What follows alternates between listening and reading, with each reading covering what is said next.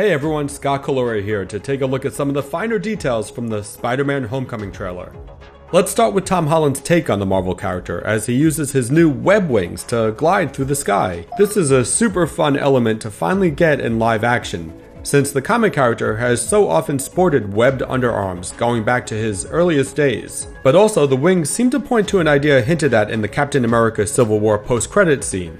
That is, that his Tony Stark designed spider suit has lots of extra features and gadgets built into it. Another new aspect of the Stark suit is just below the spider symbol.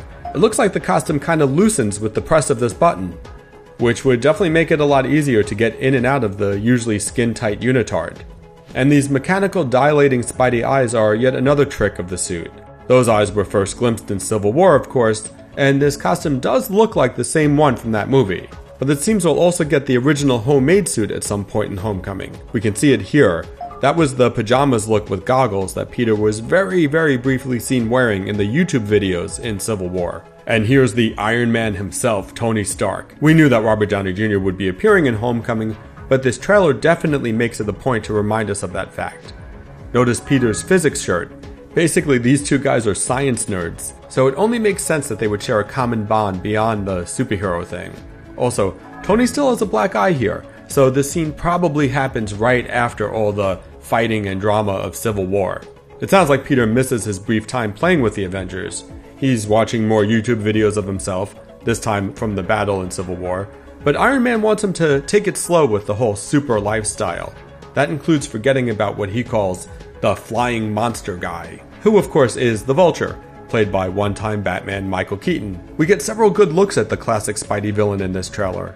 His artificial wings from the comics have been modified for the movie to appear more tech-based. You can see the engines on them right here, and a much wider wingspan than the Vulture usually has. For one thing, taking this approach differentiates the wings from that other flying MCU character, the Falcon. The Vulture dates way back to 1963's The Amazing Spider-Man #2. In the comics, he's usually a bald old guy, kinda like the supervillain version of Uncle Junior from The Sopranos. The helmet Keaton is wearing is not a typical look for the Vulture at all, but the bomber jacket with its fur collar definitely evokes the furred neckline of his comics counterpart.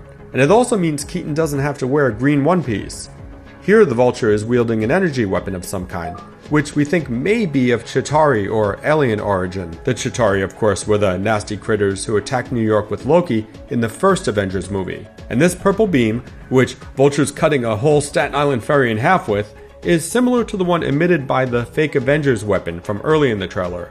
We'd heard rumors that the Vulture might be using alien tech in this film, and that's looking increasingly likely. Also, the robbers with the Avengers masks aren't just hilarious, they're also pulled directly from the comics.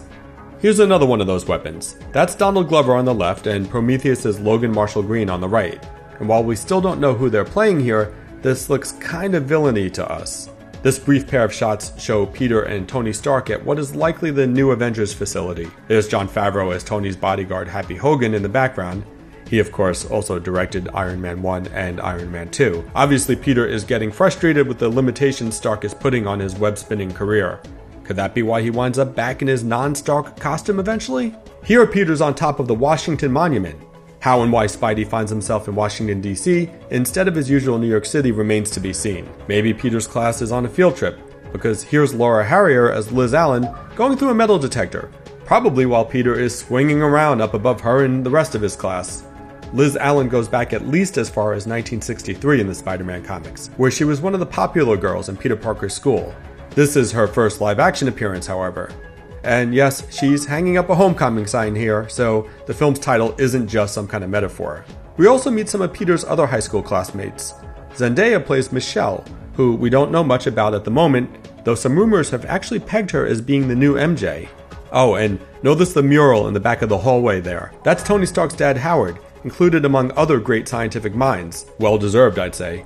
And there's Bruce Banner's photo up in the corner of Peter's classroom. Hey, he also deserves to be among those great scientific minds. Jacob Batalon plays Peter's best friend Ned. He may be Ned Leeds, though Marvel hasn't confirmed that yet. In the comics, Leeds was a Daily Bugle reporter who also became the Hobgoblin at one point.